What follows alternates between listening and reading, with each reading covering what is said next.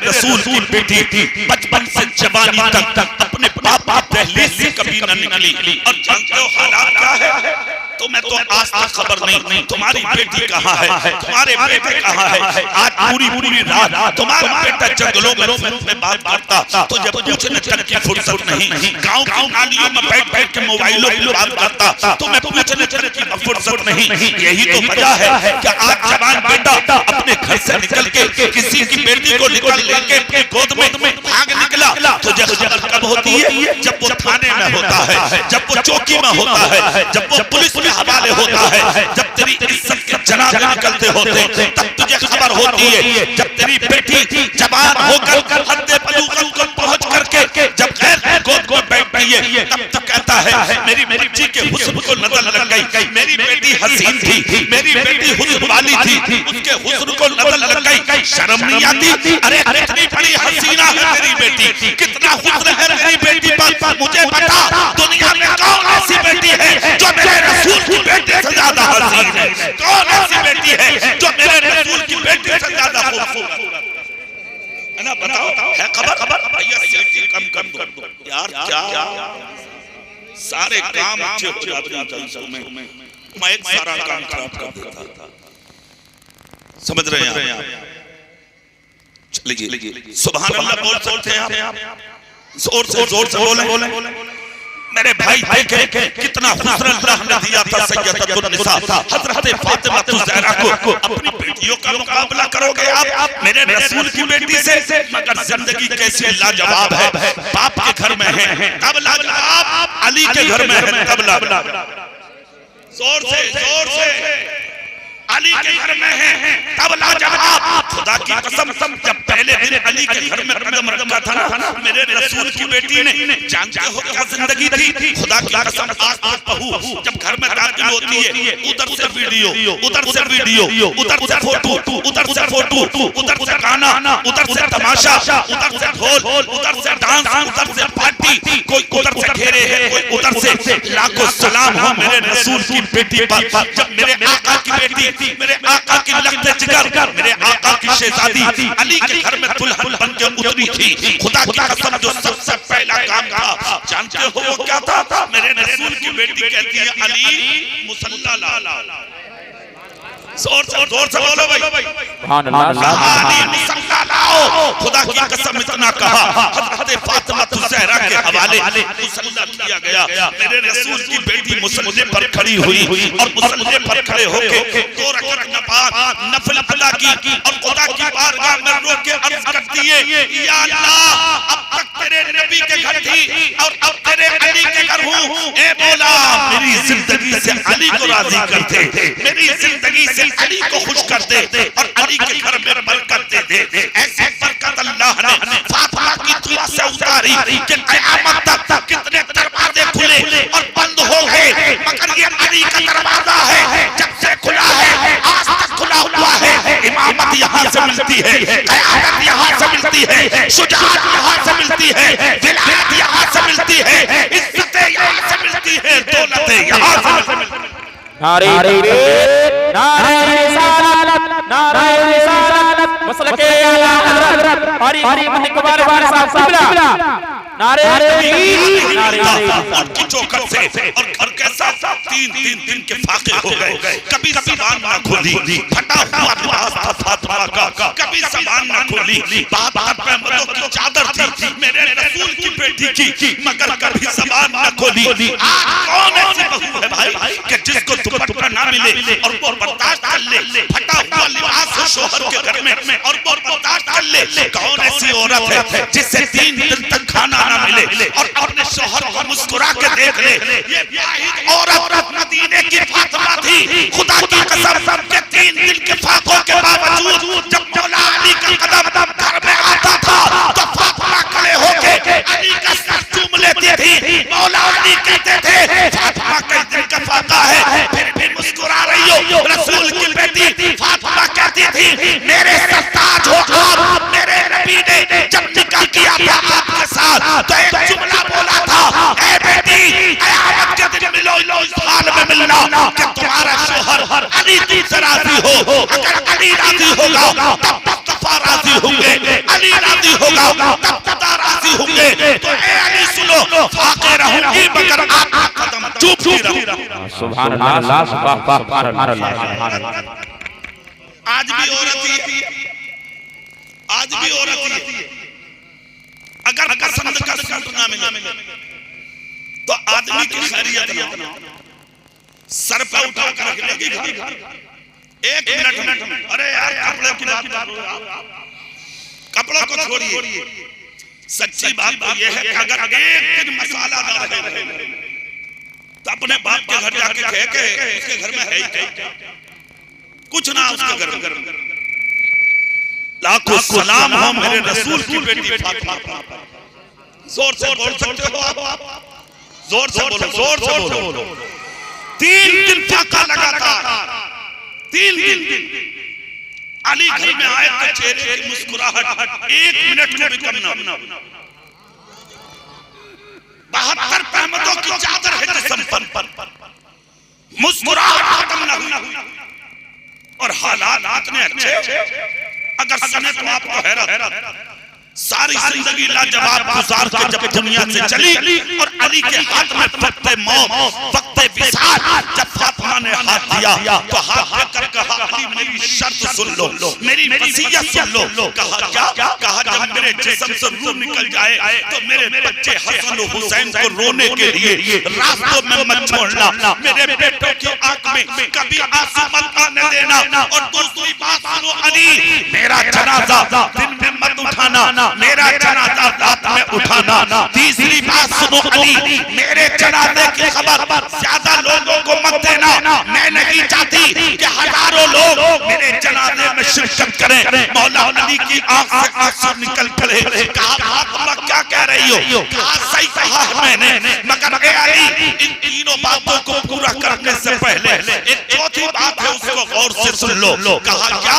कहा हाथ बाद में छोड़ूंगी, पहले एक मर्तबा कह दो ए अली मैं तुमसे राजी, ए फातिमा मैं तुमसे राजी।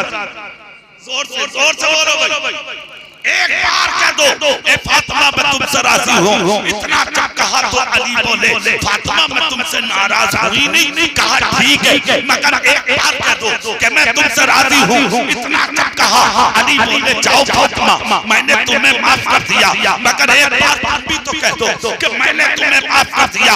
हजरत फातिमा भी बोली जाओ अली मैंने भी तुम्हें माफ कर दिया, मगर अली बोले हाथ बाद में छोड़ूंगा।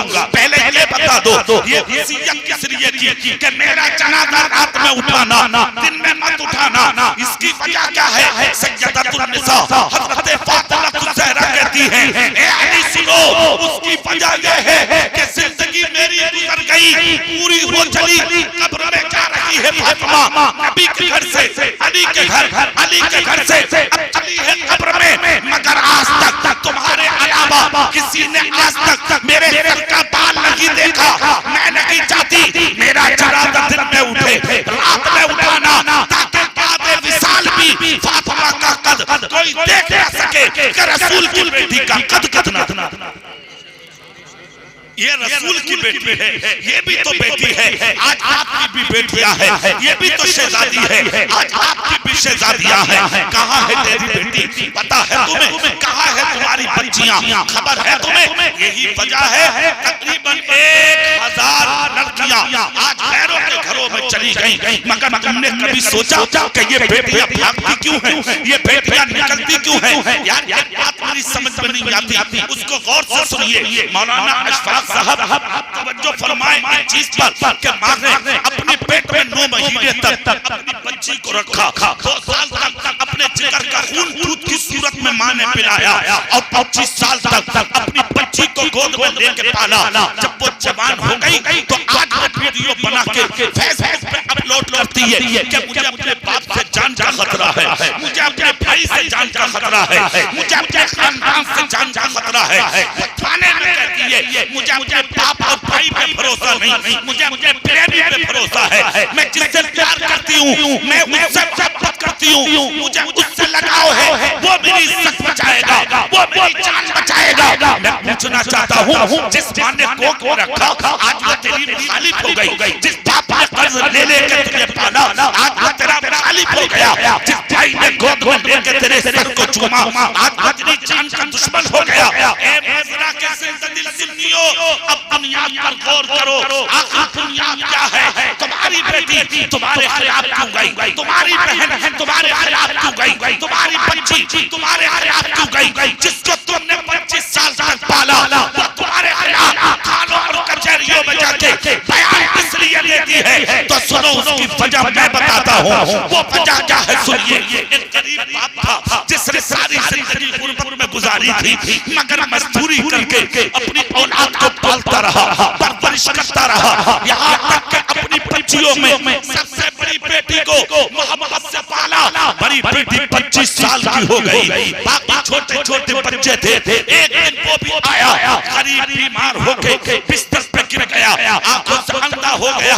बाप कमाने के लायक जब न रहा, गरीब बिस्तर पे पड़ा था। घर के अंदर बीमारियां फैली, बच्चे बीमार हो गए, बेटियां बीमार हो गई, बेटे बीमार हो गए। 7-8 दिन तक घर में चूल्हा न जला। जब भूख की वजह से बीमार होकर बच्चे बिस्तर पर गिरने लगे, खुदा की कसम 25 साल की जवान बच्ची से, बेटी से अपने भाइयों की बीमारी, अपने छोटी छोटी बहनों की बीमारी देखी न गई। बिस्तर से उठी, अपने पापा की इजाजत के बगैर खामोशी से घर से निकली और कहाँ गई? शहर की उस मार्केट में पहुंची जहाँ औरतें अपना जिस्म बेचकर कुछ पैसा कमा के अपने चूल्हे चलाती थी, अपने घर चलाती थी, अपना जिस्म गैर मर्दों के हाथ में देके अपनी जिंदगी की ख्वाहिशात को पूरा करती थी। 25 साल की जवान लड़की बाजार में जाके खड़ी हो गई। सुबह से दोपहर हो गई, आज इसकी खैरियत पूछने कोई नहीं आया। शाम हो गई, कोई खरीदने नहीं आया। दिन मुकम्मल हो गया, कोई खरीदने नहीं आया। बाजार में ऐलान हो गया,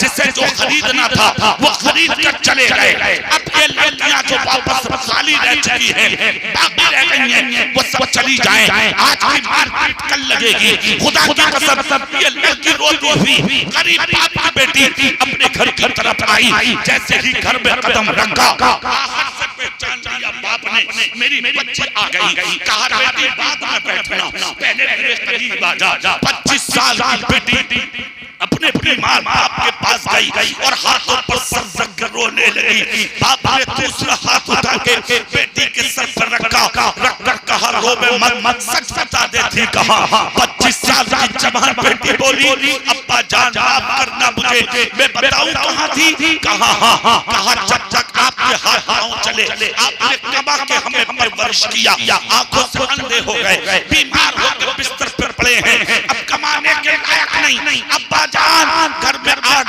से चूल्हा नहीं जलाता, मेरी बहनें बीमार हैं, मेरे भाई बीमार हैं, भूख की वजह से ये सब बिस्तर पर पलक रहे। इसलिए आज आपकी इजाजत के बगैर निकली ताकि कुछ पैसा कमा कर लाऊं, अपना जिस्म बेच के, अपना जिस्म खैरों के हवाले करके कुछ सिक्का कमा लूं और उसके बाद वो पैसा अपने घर में ला के खर्च करूं ताकि मेरे बहन और भाई की जान बच सके। इतना जब कहा तो बूढ़ा बाप जो आंखों से अंधा था उठकर खड़ा हो गया, अपनी बच्ची का हाथ पकड़ के कहा बेटी सच बोल, क्या किसी ने तुझे खरीदा? क्या किसी ने सौदा किया? क्या कोई तेरे करीब आया? क्या तू कुछ पैसा कमा के लाई? बच्ची बोली अब्बा अफसोस इसी चीज का है जो तुझसे कम हुस्न वाली थी वो अच्छी कीमत में बिक के चली गई। मैं सुबह से शाम तक बाजार में खड़ी रही, किसी ने नजर उठा के भी मेरी तरफ नहीं देखा। ए अब्बा समझ में नहीं आता क्या हुस्न की कमी थी मुझ में? क्यों नहीं खरीदा गया मुझे? इतना जब कहा तो बूढ़ा बाप खड़े होकर बोला, अरे बेटी यही भरोसा था अल्लाह की रहमत पर, यही यकीन था अल्लाह के साथ पर। अभी तो एक दिन गई है, अगर कयामत तक उस बाजार में जाके खड़ी रहेगी तब भी मेरी बेटी को कोई नजर उठा कर नहीं देखेगा। इसलिए कि मैं गरीब जरूर हूँ मगर अपनी औलाद को मैंने कभी हराम का लुक़मा नहीं खिलाया। नारे तकबीर, नारे रिसालत, नारे रिसालत, मसलके आला हज़रत जश्न-ए-गुल हरा हरी मोहम्मद इकबाल साहब किबला। नारे तकबीर, नारे रिसालत औलाद को हलाल खिलाएं। क्या कमाते हैं आप, कहां से लाते हैं आप, किधर जाते हैं आप, अपने लुत्फों पर गौर रखें, अपनी कमाई पर नजर रखें, अपनी जिंदगी के हर लम्हे पर नजर रखें।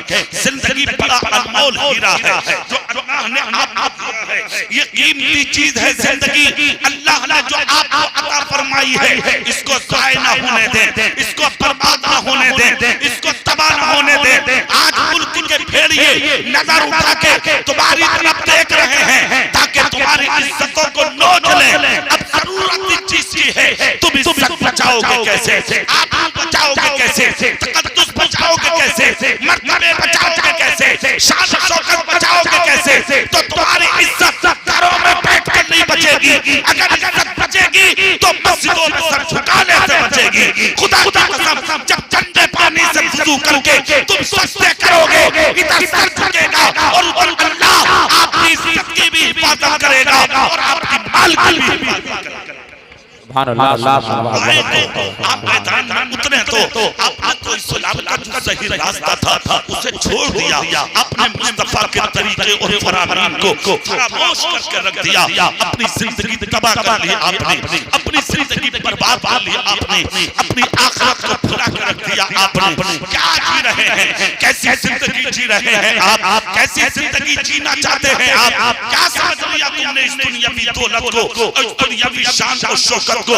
हमने असराफ की जिंदगी पढ़ी है, जिन्होंने बादशाह को ठोकर मार के मुसल्ले सर पर रखे हैं, जिन्होंने हुकूमत को ठोकरें मार के सज्जों में सर झुकाए हैं, जिन्होंने सोने और चांदी के बिस्तर और कुर्सियों को छोड़ करके फकीरी को पसंद किया है। अगर फकीरी कुछ ना होती, इबादत कुछ ना होती, रियादत कुछ ना होती, बंदगी कुछ ना होती, अल्लाह का ये सही रास्ता कुछ ना होता, तो पहले के लोग सोने और चांदी की कुर्सियां छोड़कर रेत पर अपने सर न झुकाते। उन्होंने सर झुका के पूरी दुनिया को ये बता दिया कि सोने और चांदी की कुर्सियों पे हमें वो लुत्फ नहीं आता था जो हमें खुदा की राह में सर झुकाने में। आज अपना रास्ता भूल गए आप। अपने एक बुजुर्ग का मुझे जिक्र याद आता है, सुभान अल्लाह बोले मैं सुना था, जोर से बोले। हालांकि वक्त बड़ा अजीब है ये, मगर मैं फिर भी सुना रहा हूँ आपको।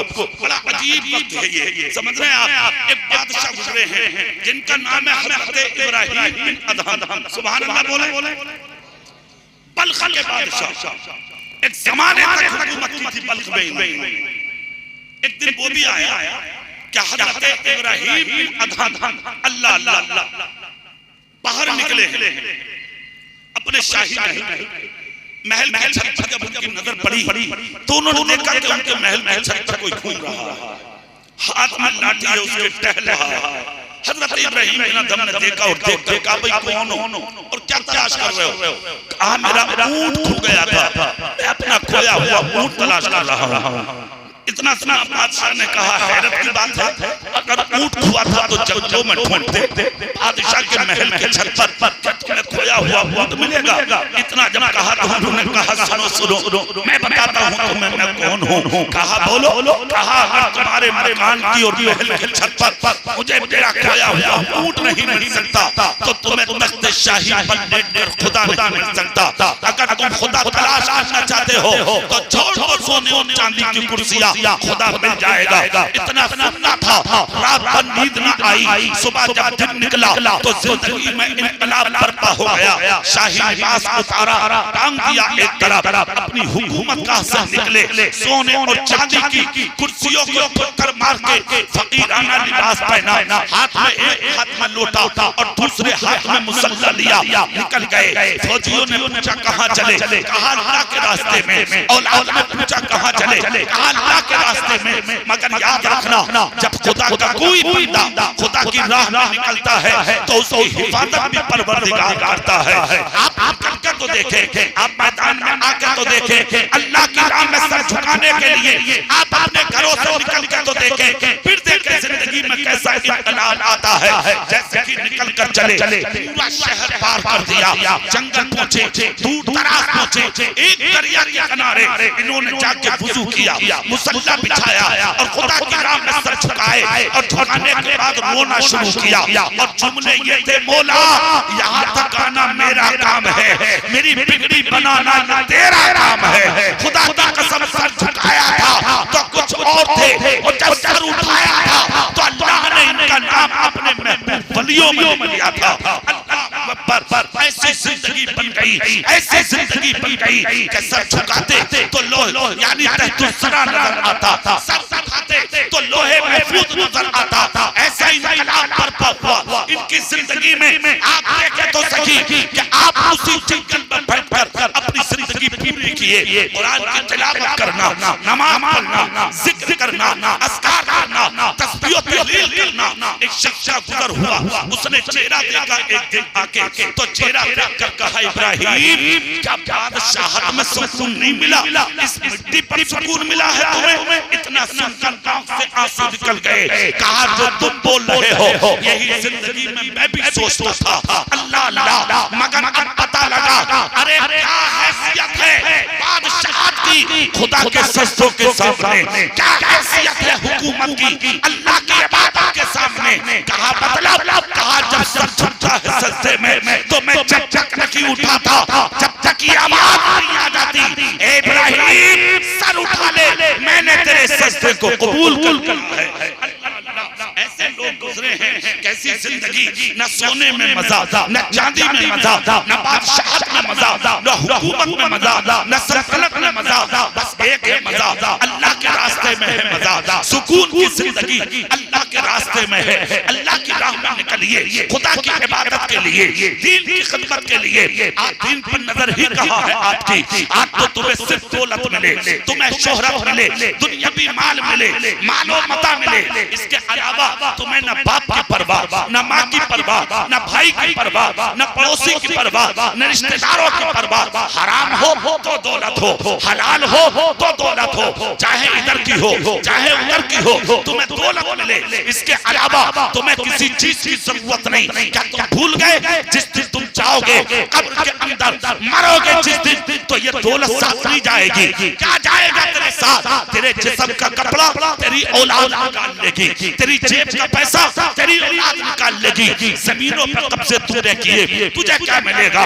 दूसरों की जमीनें तूने मारी, तुझे क्या मिलेगा? सूद तूने लिया, ब्याज तूने लिया, मक्कारी से तूने कमाया, हराम सिक्के तू लाया, तुझे क्या मिला? पिटेगा तू, मजा औलाद लेगी, कब्र में सजा तुझे मिलेगी, मजा औलाद लेगी, तुझे क्या मिला? जिस दिन मरेगा दोनों हाथ खाली जाएंगे, मुंह फैला होगा, अंगूठे बंधे होंगे, लट्ठे के कपड़े में सिमटा होगा।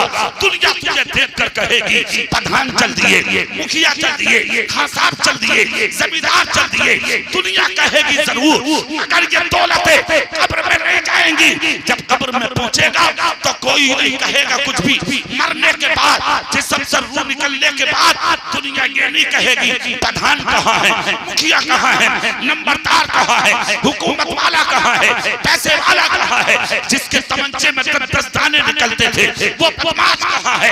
ये नहीं कहेगी दुनिया। मरने के बाद सब कहेंगे जनाजा कहाँ है, जनाजा कहाँ है, जनाजा कहाँ है। क्या हुआ? इधर सांस निकली, तेरे करोड़ों रुपया मिट्टी बन गया। हराम की जिंदगी एक तरफ, हलाल की जिंदगी एक तरफ। जिस्म से रूह निकलने के बाद कुछ नजर नहीं आता, सिर्फ एक चीज नजर आएगी मरने के बाद, काश भूखा रहा होता मगर मोहम्मद मुस्तफा का गुलाम, और इससे बेहतर कोई जिंदगी नहीं होती। क्या समझ लिया आपने जिंदगी को? क्या है ये जिंदगी? क्या एतबार है जिंदगी का? कोई एतबार नहीं है। अपनी जिंदगी में समझ लाइए, अपनी जिंदगी में उजाले लाइए, अपनी जिंदगी में इनकलाब लाइए। इस जवानी को बर्बाद मत करो, इस बुढ़ापे को बर्बाद मत करो, इस बचपने को बर्बाद मत करो। और ये जो माँ और बहनें बैठी हैं, इनकी तरफ मैं मुखातब हूँ, ये अपनी जिंदगी का हिसाब देंगी। हर कदम का हिसाब होगा इनसे, सख्त हिसाब होगा इनसे। इनको जरूरत है अपनी बेटियों पर कड़ी नजर रखें। तुम्हारी बेटियां कहाँ जाती हैं, किस तरफ जाती हैं, किसके साथ जाती हैं, इन चीजों पर नजर रखना तुम्हारी जिम्मेदारी है। एक बेटा बिगड़ेगा, जिम्मेदारी बाप की होगी, बेटी बिगड़ेगी, जिम्मेदारी बाप की होगी। इसीलिए तो मुस्तफा ने कहा जब औलाद बालिग हो जाए तो उसका निकाह करने में जल्दी करो। अगर औलाद बालिग होकर गलती करती है तो जिस तरह गुनाह उसकी औलाद को होता है उतना उतना ही उसके माँ बाप को होता है, उसके कमाने वाले भाई को होता है। इसलिए जवान हो जाए बेटियां, निकाह में जल्दी करो, जवान हो जाए बेटे, निकाह में जल्दी करो। और दूसरी चीज, निकाह आसान करो। जोर से बोलो, निकाह आसान करो ताकि हर गरीब वक्त पर निकाह कर सके, हर गरीब वक्त पर हो सके।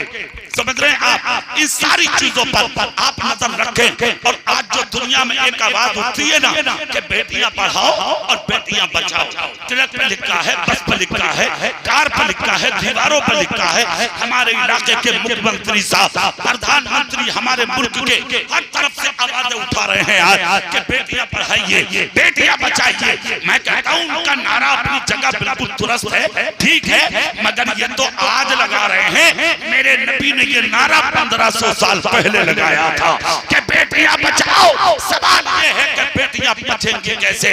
इतने नारे लग रहे हैं, फिर भी लखनऊ में बलात्कार, दिल्ली में बलात्कार, मुरादाबाद में बलात्कार, रामपुर में बलात्कार, हैदराबाद में बलात्कार। कभी उधर मारी जा रही है बच्चियां, कभी उधर कत्ल की जा रही है बच्चियां।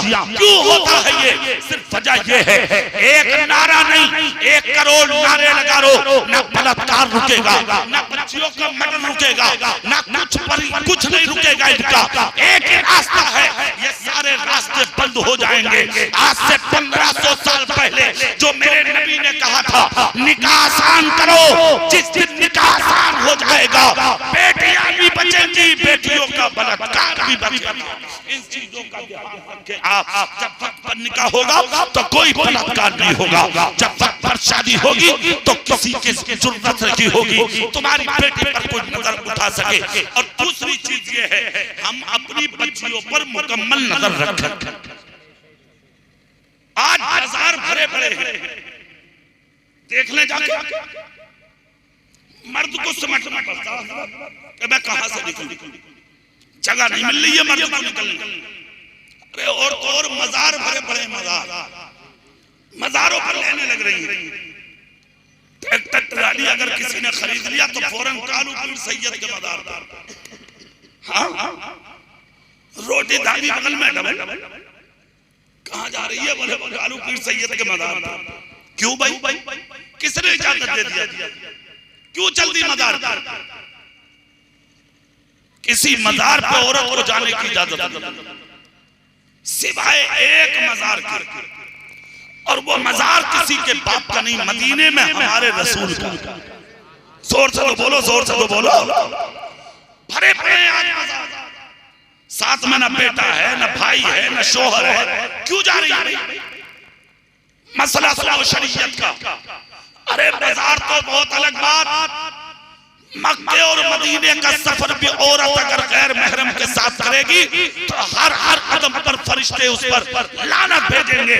उसका सफर करना फजूल होगा, किसी मजार पर जाने की इजाजत नहीं। हाँ, अगर वो मजार जहाँ पर पर्दे का माकूल इंतजाम हो, साथ में बाप हो, भाई हो, शोहर हो, तो जा सकती है। चचेरे भाई, फपेरे भाई, ममेरे भाई, खलेरे भाई अपने देवर बहनोई के साथ किसी मजार पर नहीं जा सकती।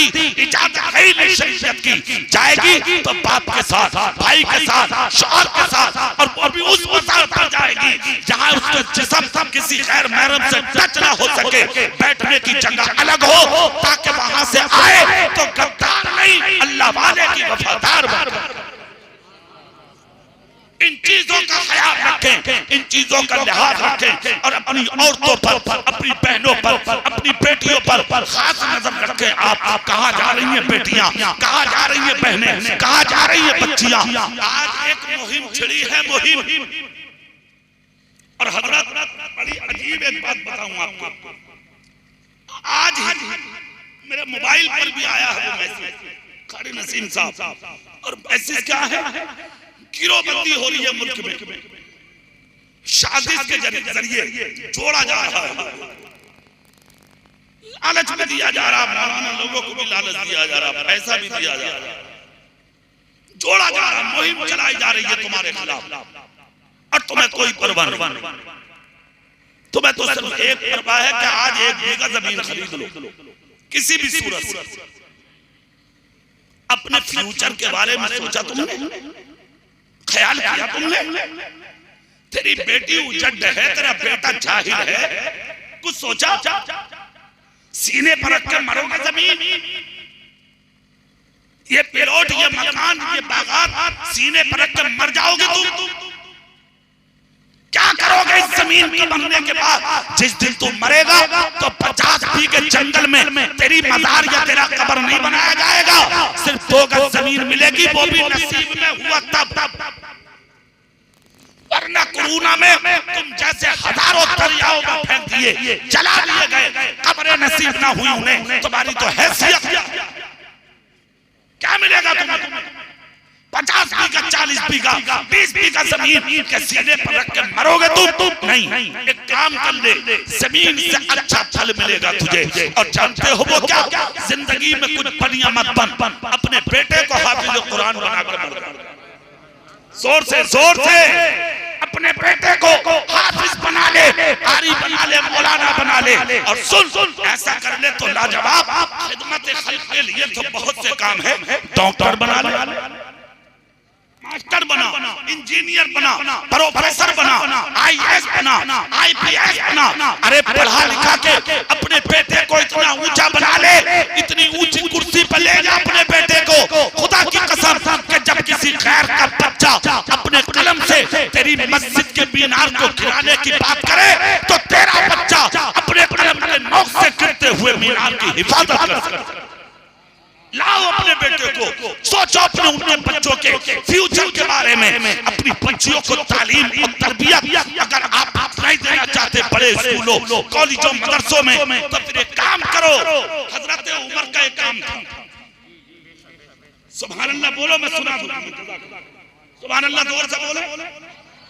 हजरत उमर फारूक आजम खलीफा दोम है, जब इनका विसाल हुआ तो इनके विसाल के बाद हजरत उस्मान गनी का दौर आया। सुभान अल्लाह बोल सकते हैं? तो उस्मान गनी ने 1 ही महीने के बाद एक रुक्का लिखा सहाबा के नाम, कारी नसीम साहब, और उस रुक्के में ये लिखा कि मैं उमर फारूक आजम की बेवा से निकाह करना चाहता हूं। मौलाना अशफाक साहब रुक्का लिखा सहाबा को। सहाबा बोले यार उस्मान गनी ने क्या सोच कर रुक्का लिख दिया? उनकी बीवी उमर दराज, उमर फारूक की बीवी, और उस्मान गनी निकाह करने के लिए बोल, बात क्या है? अच्छा बड़े कमाल की एक बात और बता दूं अंदर की, सुभान अल्लाह बोले, मैं वो भी बता दूं। मेरे रसूल ने अपनी बेटी 2 लोगों को दी। उस्मान गनी के निकाह में 2 बेटियां थी, यके बाद दी गई। पहली का विसाल हुआ तो दूसरी बेटी दे दी मेरे आका ने। और फिर ये भी कहा था कि मेरे उस्मान का, मैं अपने उस्मान से इतना प्यार करता हूं कि अगर मेरे पास और भी बेटियां होती तो मैं अपने उस्मान के निकाह में दे देता। जोर से बोलो। दूसरे हजरत अली, इनके निकाह में बेटियां थी। ये इस एतबार से मेरे नबी के रिश्तेदार हुए। उस्मान गनी भी और मौला अली भी। बचे 2, अबू बकर और उमर। तो उमर की भी बेटी थे यहाँ मेरे रसूल के घर। एक वक्त वो आया, यहाँ पर बड़ा खुलासा कर रहा हूं मैं मौलाना अशफाक साहब, ये बात आ गई तो मैं बता दूं, बहुत बड़ा खुलासा कर दूं। सुभान अल्लाह बोलो। इस पर भी सोशल मीडिया पर बड़ा कोहराम है कि साहब हजरत आयशा सिद्दीका इतनी कम उम्र की थी और मेरे रसूल ने उनसे निकाह किया। मेरे रसूल की उम्र इतनी और हजरत आयशा की उम्र इतनी, कैसे निकाह कर लिया इतनी छोटी सी बच्ची से? उस शुबे का इजाला कर दूं और वो बात मैं आप तक पहुंचा दूं। सुभान अल्लाह बोले, मैं जल्दी बता दूं आपको क्यों किया निकाह और किस लिए किया। हजरत अली भी दामाद थे, उस्मान गनी भी दामाद हो गए। हजरत उमर की बेटी थी इधर मेरे रसूल के घर, अब हजरत अबू बकर बचे थे और मेरे रसूल की नजर मौलाना अशफाक साहब देख रही थी कि एक जमाना ऐसा भी आएगा कि मेरे अबू बकर पर लोग उंगलियां उठाएंगे और आज उठाई रहे हैं। आप देख लें राफजी लोगों को, आप देख लें शिया लोगों को, वो अबू बकर सिद्दीक के मुखालिफ हैं। इतने मुखालिफ वो किसी के नहीं हैं जितने अबू बकर के हैं। और अगर मेरे रसूल अबू बकर को अपना रिश्तेदार ना बनाते तो ये लोग तो बुरा हाल कर देते अबू बकर सिद्दीक का कि देखो देखो रसूल पाक उमर के भी रिश्तेदार, हजरत उस्मान के भी रिश्तेदार, अली के भी रिश्तेदार, मगर अबू बकर को नबी ने पसंद ही नहीं किया, इसलिए रसूल पाक ने उन्हें अपना रिश्तेदार ना बनाया। ये मेरे आका की नजर की दोषी थी कि मेरे सरकार ने अगर जब बचपन था हजरत आयशा का, मगर फिर भी उनसे निकाह फरमाया ताकि दुनिया मेरे अबू बकर को नजरअंदाज ना कर सके।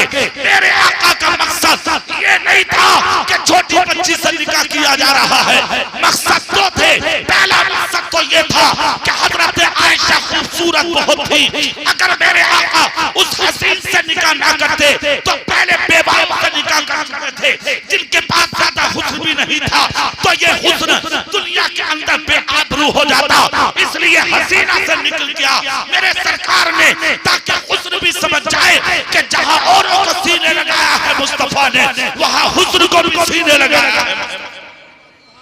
पहली और दूसरी वजह अबू बकर सिद्दीक को बचाना लोगों की नजर में, ताकि दुनिया ये ना कर दे सब रिश्तेदार थे नबी के मगर अबू बकर नहीं, इसलिए बेटी भी मेरे सरकार की हजरत अबू बकर सिद्दीक की और बेटी भी हजरत आयशा ने मेरे सरकार ने निकाह फरमाया और दुनिया वालों को दिखाया कि जो अली का नहीं वो अबू बकर का नहीं, और जो अबू बकर का नहीं और वो अली का नहीं, और रिश्ता इतना मजबूत कर दिया।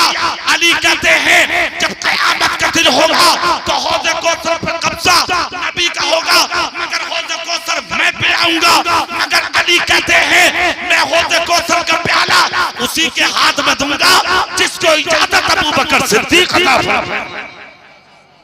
जोर से बोलो और दिल से बोलिए। अब आप सुने अगली बात, मैं क्या बता रहा था आपको, आप जानते हैं ये हालात उस्मान गनी ने रुक्का लिख दिया, सुभान अल्लाह, कहा मैं उमर की बेवा से निकाह करना चाहता हूं। अब सहाबा इकराम ने जब पढ़ा तो पढ़कर कहा भी ठीक है, चूंकि उनका रुक्का है, पहुंचाया गया हजरत उमर की बेवा के पास। जब रुक्का पहुंचा तो उन्होंने भी मशवरा किया अपनों से, और मशवरे के बाद में ये क्लियर कर दिया, बोले ठीक है मैं निकाह के लिए तैयार। निकाह हो गया किसका? हजरत उमर की बेवा का। किसके साथ? हजरत उस्मान गनी के साथ। अब अंदर की बात सुने, सुभान अल्लाह, जोर से बोले। अरे यार ऐसे लोग थे, जरा देखें आप, जब दुल्हन बनकर आ गई उस्मान गनी के घर तो एक दिन दोनों आमने सामने बैठे थे, एक तरफ बीवी एक तरफ शौहर, मतलब एक तरफ उस्मान गनी और दूसरी तरफ उमर की बेवा सामने। जब सामने बैठी तो आंख में आंसू थे किसके? हजरत उस्मान गनी की बीवी और उमर की बेवा के। आंख में आंसू लेकर कहा उस्मान मैं तुमसे एक बात पूछना चाहती हूँ। कहा क्या? कहा मर्द 3 वजह के तहत निकाह करता था। नंबर 1 लड़की जवान, नंबर 2 हुस्न वाली हो, नंबर 3 दौलत वाली हो। उमर ए उस्मान एक बात का जवाब दो, मुझ पे तो तीनों चीजों में से कोई भी नहीं, ना जवानी है, ना हुस्न है, ना दौलत है, तुमने मुझसे निकाह क्यों किया? इतना जब कहा तो उस्मान गनी बोले बता दूं? बोले हाँ। कहा सुनो, तुम्हारी जवानी, तुम्हारे हुस्न, तुम्हारी दौलत की वजह से मैंने निकाह नहीं किया, क्योंकि दौलत की कमी उस्मान पर नहीं है, उनका तो नाम ही उस्मान गनी है और गनी मालदार को कहते हैं ना। कहा कोई कमी नहीं है मुझ पर। कहा फिर तुमने निकाह किया क्यों? कहा बता दूं? कहा मैंने तुमसे निकाह सिर्फ इस बुनियाद पर किया है, मैं तुम्हें वजह बता देता हूँ, निकाह सिर्फ इस बुनियाद पर किया है मैंने कि मुझे सिर्फ एक बात की जानकारी लेनी है तुमसे। कहा कौन सी? कहा हजरत उमर जब हमारे बीच में रहते थे तो चेहरे की रंगत अलग होती थी, और जब अपने घर से निकल कर बाहर आते थे तो उनके चेहरे की रंगत अलग होती थी, उनके हुस्न में 4 चांद लग जाते थे। मुझे ये बता दो ऐसा कौन सा अमल करते थे हजरत उमर घर में जो अल्लाह उनके हुस्न में 4 चांद लगा देता था। इतना सुनकर हजरत उमर की बेवा रोने लगी, आंखों से आंसू टप टप गिरने लगे। उस्मान गनी बोले रो मत, बात का जवाब दो। इतना जब चाहा तो बोली उस्मान तुमने ये सवाल कह के मुझे उमर की याद दिला दी। कहा कैसे? कहा 3 काम थे उमर फारूक आजम के। अल्लाह अल्लाह। कहा क्या? कहा नंबर 1 रात के 3 हिस्से बनाते थे उमर। एक हिस्से में गरीबों को खिलाते थे उमर, दूसरे हिस्से में अपने बच्चों को बैठकर तबलीग फरमाते थे उमर, और तीसरे हिस्से में अपने घर में सर को सजदे में झुका के अल्लाह की बारगाह में रोते थे उमर। और रोने का अंदाज ये होता था, ऐसे बिलखते थे सजदे में जैसे मछली निकाल के पानी से बाहर रखी जाए तो मछली बगैर पानी के तड़पती है। इस तरह उमर तड़पते थे और रो रो के कहते थे ए मौला मेरे पास कुछ नहीं है तेरे महबूब की मोहब्बत के सिवा। ए परवरदिगार आलम सर झुकाना मेरा काम था, उमर के सजदे को कबूल करना तेरा काम है। ए उस्मान तड़पते थे उमर सजदे में। मुझे तो ऐसा लगता था उमर जब तक सर ना उठाते होंगे, जब तक ये आवाज ना आ जाती होगी उमर सर उठा ले, अल्लाह ने तेरा सजदा कबूल कर लिया है। है खुदा की कसम सोचे और वो देखे आप जुमला कि तीसरा जो हिस्सा था वो अपने बच्चों की तरबियत का था। अब यहाँ पे पहला वो जुमला सुनने, कहती है जब सजदे से सर उठता था उमर का, जोर से बोलो, कहती है जब सजदे से सर उठता था उमर का तो अल्लाह उनके चेहरे के हुस्न को 27 गुना ज्यादा बढ़ा देता था। कितना बढ़ा देता था? अच्छा एक बात बताओ, आज हुस्न के लिए तो दुनिया परेशान है। अरे भाई हर तालिया चाह रहा कि मैं गोरा हो जाऊं, चाह रहा ना चाह रहा। हाँ शादी से 15 दिन पहले से मसाज करा रहे। एक ने तो इतनी मसाज करा दी मौलाना अशफाक के शादी वाले दिन खुरंटे जम गए मुंह पे। परेशान मतलब कभी कभी ज्यादती भी नुकसान दे दे ना किसी भी काम की। काम इतना हो जो अच्छा लगे आदमी को, समझ गए आप? अच्छी से अच्छी क्रीमें इस्तेमाल की जा रही हैं और वही औरतों का हाल है किसी तरीके से बस हुस्न बन, हाँ ठिकाने ना हुस्न बन जा, बस किसी सूरत से हसीन हो जा। एक साहब की नई शादी हुई, नई इत्तेफाक ये था कि औरत बड़ी खूबसूरत मिल गई और खुद तक काले रंग का, बड़ा परेशान यार बीवी इतनी हसीन है और हम काले करे तो क्या करें, बड़ा चक्कर में रहता। जितना अच्छा मार्केट का क्रीम था सब लगा लिया इसने, मगर असर ना पड़ा।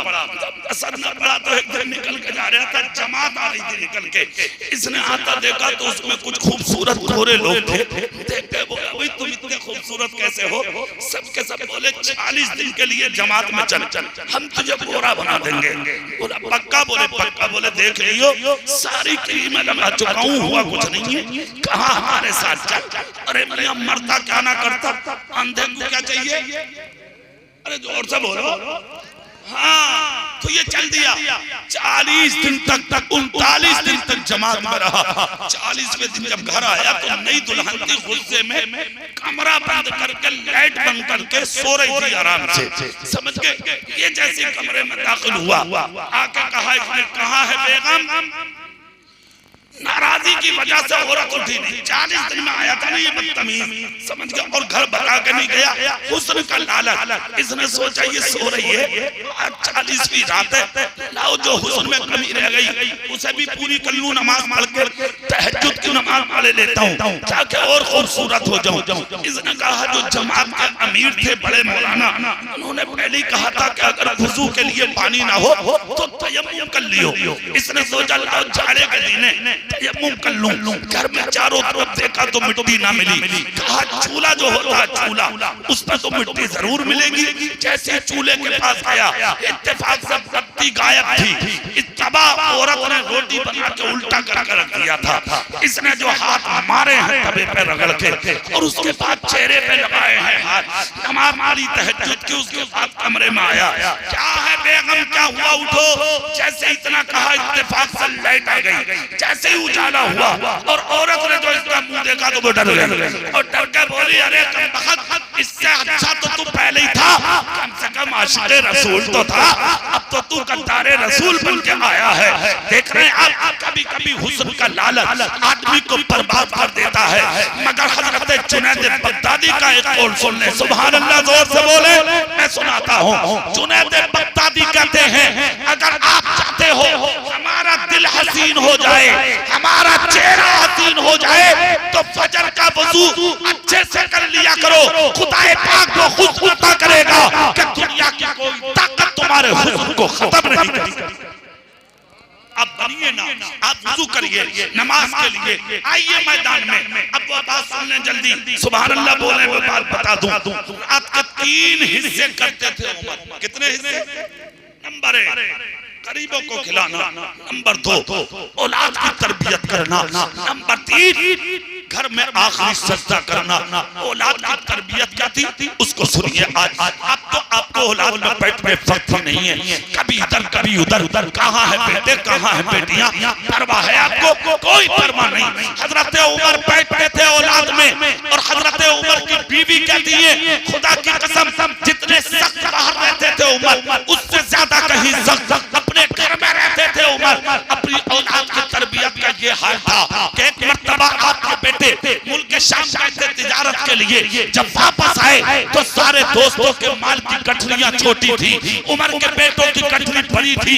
देखकर कहा, सबकी गठरी छोटी और तुम्हारे माल की पोटली बड़ी, तुम्हारा माल ज्यादा कैसे है? कितनी नजर थी उमर की। जब इतना कहा तो उमर के बेटे बोले, अब्बा जान हम बता दें हमारा माल क्यों है ज्यादा? कहा हाँ। कहा जब हम मुल्क शाम पहुंचे तो मदीने वालों ने कहा ये दोनों बेटे उमर के हैं, तो लोगों ने हमें ज्यादा फायदा दिया। क्या इंसाफ और तरबियत है? कहा रखो पोटली। पोटली जमीन पर रखी, जितना हिस्सा मदीने वालों के माल का था सबके बराबर पोटलियां उमर ने बनाई और जो उमर के नाम से ज्यादा हिस्सा मिला था माल का, वो दौलत कदे में जमा कर दिया।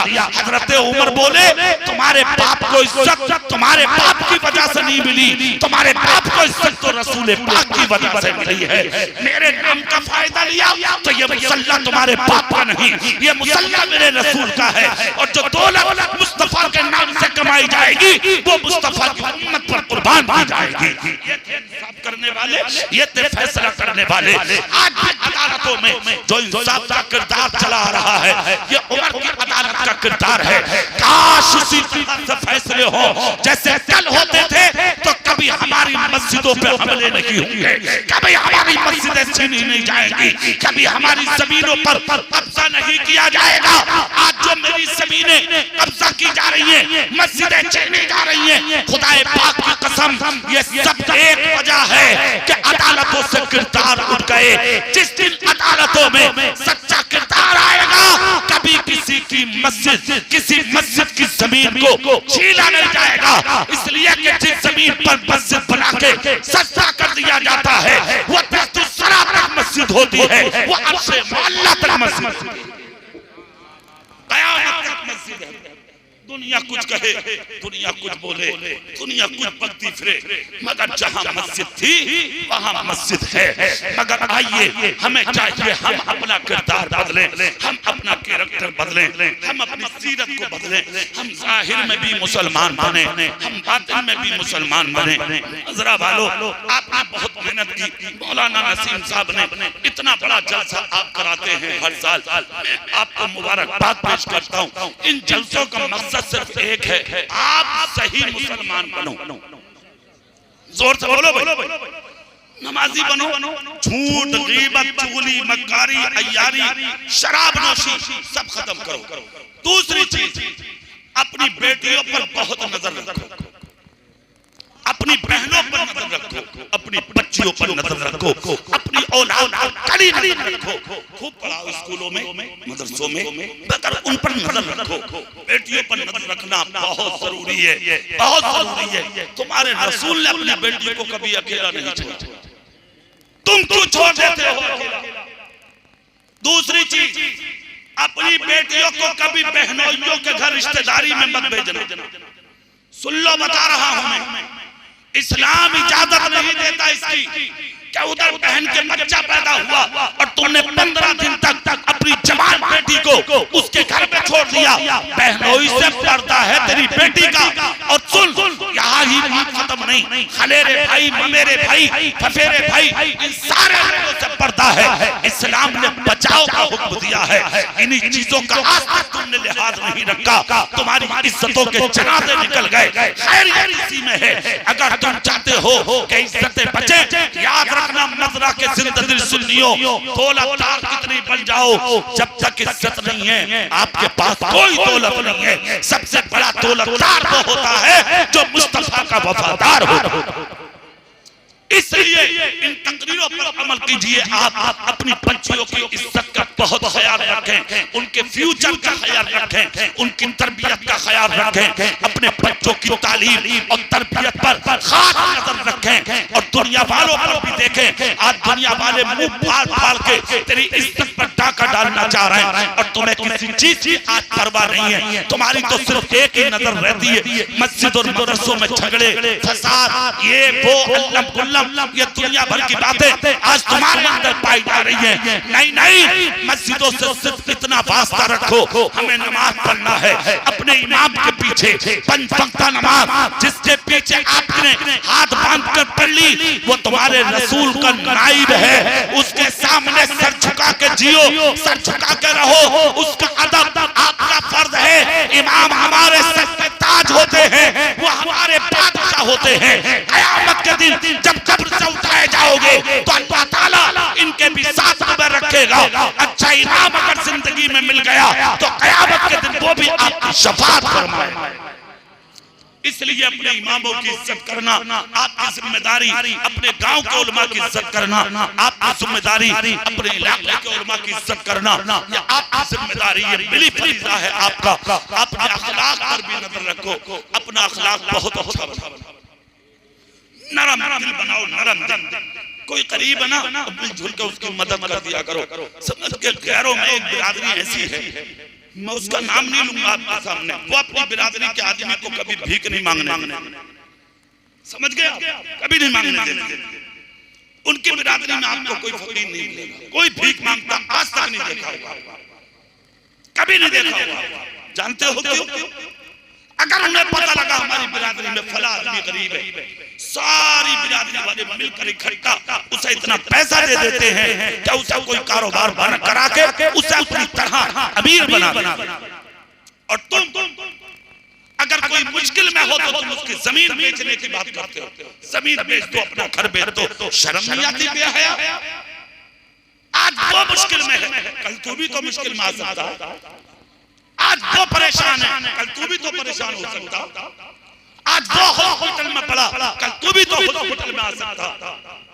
क्यों भूल गए इस चीज को? आप मत भूलो इन चीजों को।